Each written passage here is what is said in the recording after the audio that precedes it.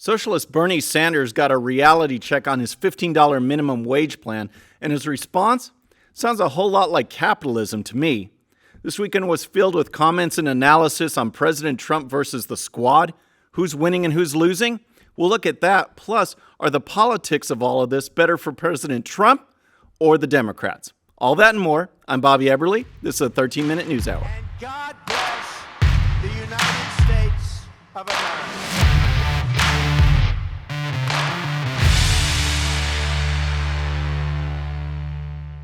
All right, friends, welcome to the show. I hope you had a great weekend. We're still here at Studio One from the University of Notre Dame for one more week. Really enjoying it. And I just want to thank you for the awesome response to Friday's show.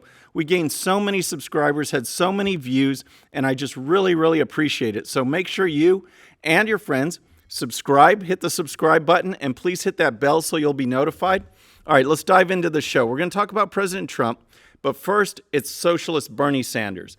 And I say that because he identifies as socialist. He's not a Democrat. He's a socialist, and he's not one of these, socialist lights like Alexandria Ocasio-Cortez who identify as Democrat socialists. Nope, he's full-blown. So it's really interesting that this weekend the Bernie Sanders campaign said some really strange stuff that doesn't quite sound so socialist. Remember, this is the guy that for years has blasted Walmart for paying starvation wages. And just as a reminder, here's a clip from a couple of years ago. What we are hearing from the American people is that those workers out there who are trying to get by on $9 or $10 an hour, what they are telling us is they can't get by on $9 or $10 an hour. So you can't get by on $9 or $10 an hour, he says. So what's his plan? Here it is. A federal minimum wage today of $7.25 an hour is a starvation minimum wage. And that is why, together, we're going to raise the minimum wage to a living wage, $15 an hour over the next few years. So that's what he said a few years ago, and it hasn't changed. He's still pushing for a federal $15 minimum wage, and he even commented on it just last week. Here's the latest. Frankly, a lot of people thought I was nuts. That's too high, they said. You can't do it, Bernie. Well, the House did it today. 7 states have already done it. In my view, if you work 40 hours a week, you should not be living in poverty. Well, that was interesting. People saying he's nuts, pushing for a $15 minimum wage. But this is what he's doing. And let's just look at the economics of all of this stuff and why we don't like this. First of all, the government should not be telling private companies how much or how little to pay. That should be established by things like supply and demand and other economic factors.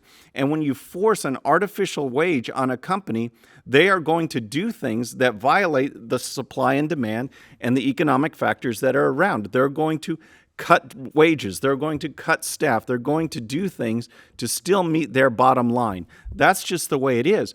And so this weekend, there was a dust-up that was very interesting because it turns out that Bernie Sanders isn't living up to what he's saying, and he's not paying his own staff the $15 minimum wage that he says every other person should have, and that he's trying to force on the American public. Here is a report from the Washington Post. It says, unionized campaign organizers working for Senator Bernie Sanders' presidential effort are battling with its management, arguing that compensation and treatment they are receiving does not meet the standards Sanders espouses in his rhetoric, according to internal communications. All right, so that's really interesting, again, considering what he has said for years and years. And here's more. A draft letter union members earlier had prepared to send Sanders campaign manager Faiz Shakir as soon as this week said that the field organizers cannot be expected to build the largest grassroots organizing program in American history while making poverty wages. Given our campaign's commitment to fighting for a living wage of at least $15 an hour, we believe it is only fair that the campaign would carry through this commitment to its own field team. The draft letter estimated that field organizers were working 60 hours per week at a minimum, dropping their average hourly pay to less than $13 an hour. It is said that many field staffers are barely managing to survive financially, which is severely impacting our team's productivity and morale. Some field organizers have already left the campaign as a result. So, the Sanders campaign apparently is paying starvation wages. And so what does he do? Does he say, oh my gosh, you're right, we're paying too low, we're going to up everybody to $15 an hour? Just like he says, this is what they forced on in Seattle and other governments. They forced employers to up the wage to $15 an hour. Surely that's what Sanders is going to do, right? Well, take a look. This is from Fox News. Democrat presidential candidate Bernie Sanders announces this weekend he will cut staffers' hours so that they can effectively be paid $15 an hour minimum wage, prompting mockery from critics who say the move is more evidence that Sanders' plan to raise the national minimum wage is hypocritical and would only lead to less work and more unemployment. What? So the capitalist argument is actually the one Sanders is adopting? He says he's socialist, but did he raise their wage? No, he lowered their hours, exactly what we said was going to happen, and this is from Bernie Sanders. Are you crazy or just plain stupid? Stupid as stupid does, Mrs. Blue. I guess. So I guess Bernie Sanders has become a capitalist after all. The Democrats, they're probably going to be prepared to boot him out of the party because he doesn't represent what they espouse now. And it's just so funny to see capitalism in action. All right, so also this weekend, there was a lot of analysis. All last week, we had President Trump versus the squad. And of course, all the talking heads got out there, CNN and Fox News and all of this. And some of the stuff they said was really kind of bizarre. Here's a comment from CNN.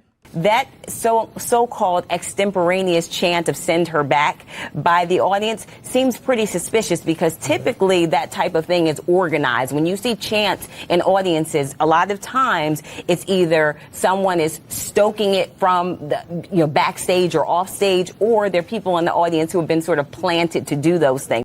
So President Trump spoke out against those chants at the rally, yet CNN thinks it's some kind of conspiracy, that it was planned all along, that they were plotting to do these racist chants that President Trump has denounced, yet CNN goes full on the conspiracy theories. Also, over at Fox News, we had Chris Wallace, who's no friend to conservatives. He was blasting President Trump, and here's what he said. Nobody has any problem with what the president's policies have been. It's when he goes into stoking racial fears. I've never called any of his tweets racist, but there's no question that he is stoking racial divisions.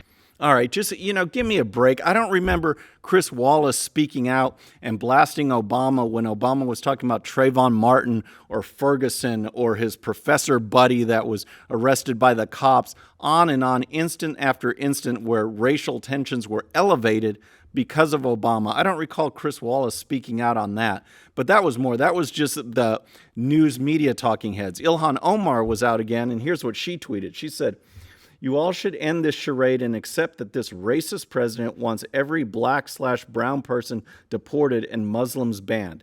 His immigration policies say this much."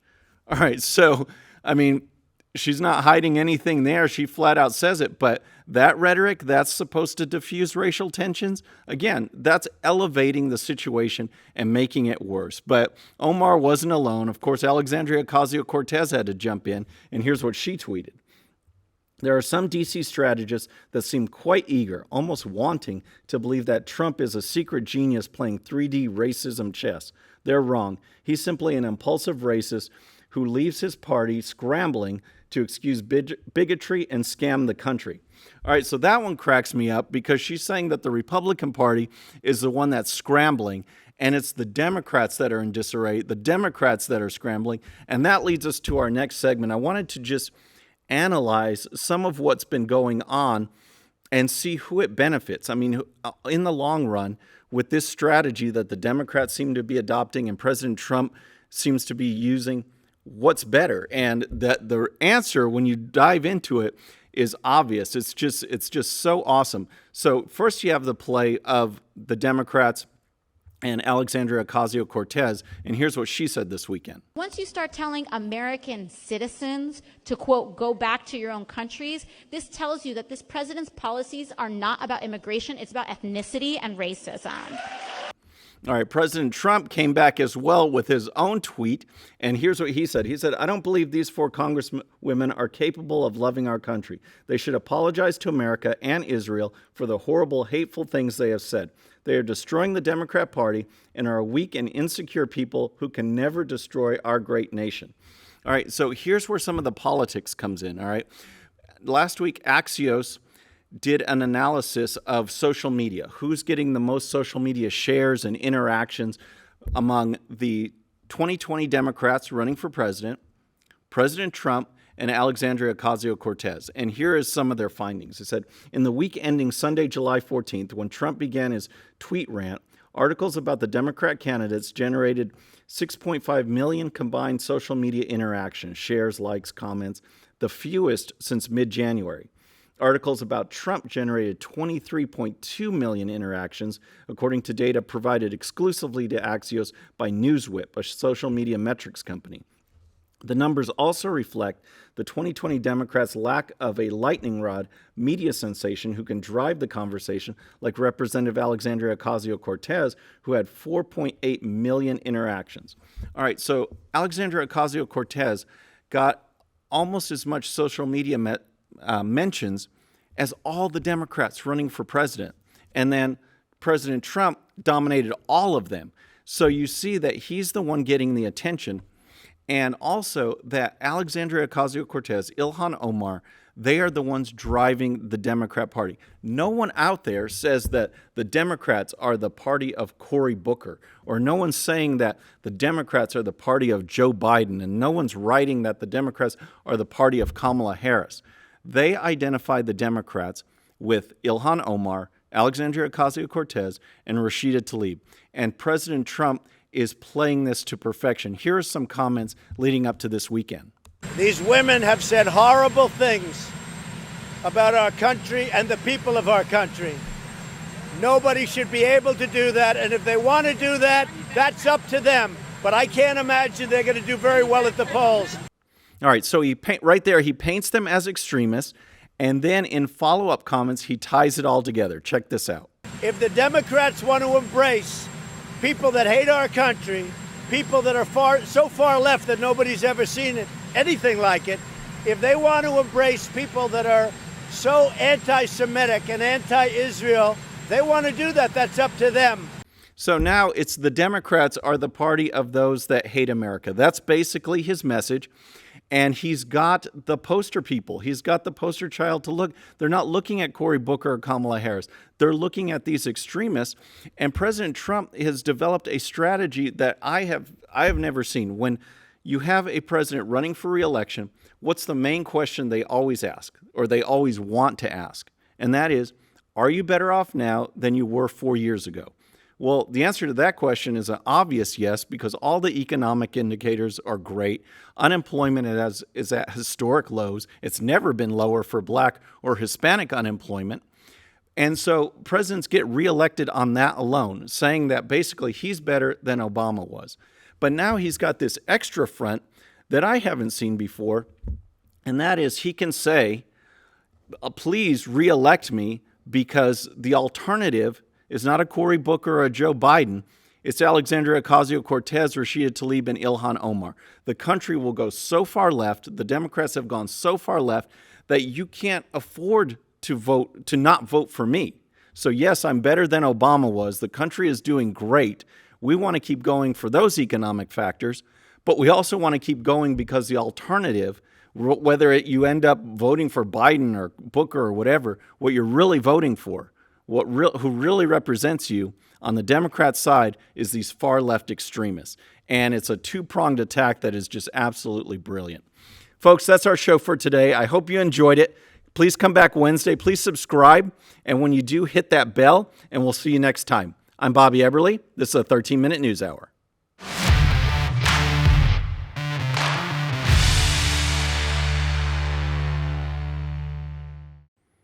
Okay, friends, just a little reminder before you go, and no, this does not count against my 13 minutes.